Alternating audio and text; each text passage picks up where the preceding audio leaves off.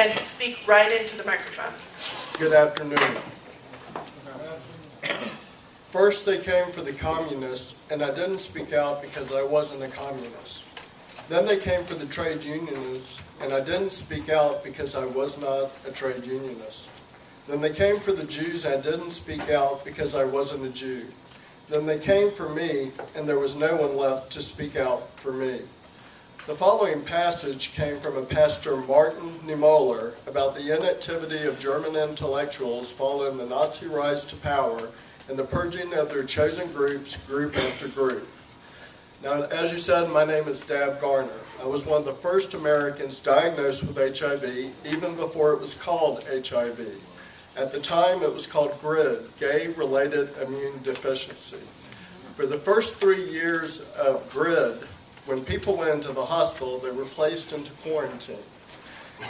They weren't allowed any visitors, so I started giving people teddy bears to give them something to hold on to give them something that told them that people loved them and that they cared, and even when there was no hope, to give them a little bit of hope as they were dying in their beds.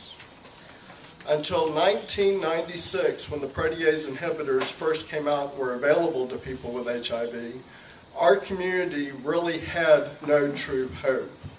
We marched in the streets, we held rallies at state capitals and on DC, we chained ourselves to buildings, and we spoke out to get Ryan White funding approved in the late 80s.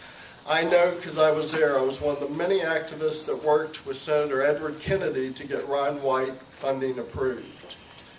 Now that we are talking about limiting access for people with HIV and AIDS to life-saving medications, I am horrified, I am outraged, and I'm also one of the people that will lose their benefits if we lower Ryan White eligibility to 200%.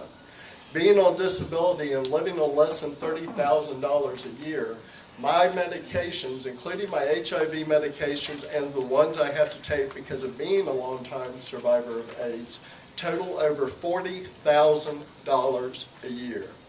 There is no way that people like I can both pay for our medications and keep a roof over our head and food in our stomach. So, first of all, I greatly oppose any proposition to lower Ryan White eligibility from 400% to 200% because of not only what I would know it will do to long-term survivors, but what it will do to all of our community. But on a greater impact, not only will it cause the needless deaths of people living in Florida with HIV and AIDS, it will also cause tremendous harm to our states. For every $1 that we spend in AICP, we receive $5 in return. For every dollar that we spend on ADAP, it prevents $100 being racked up in emergency rooms, nursing homes, and other facilities. So not only is it physically irresponsible, it's morally irresponsible.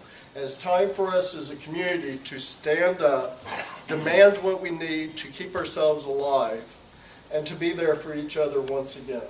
Thank you.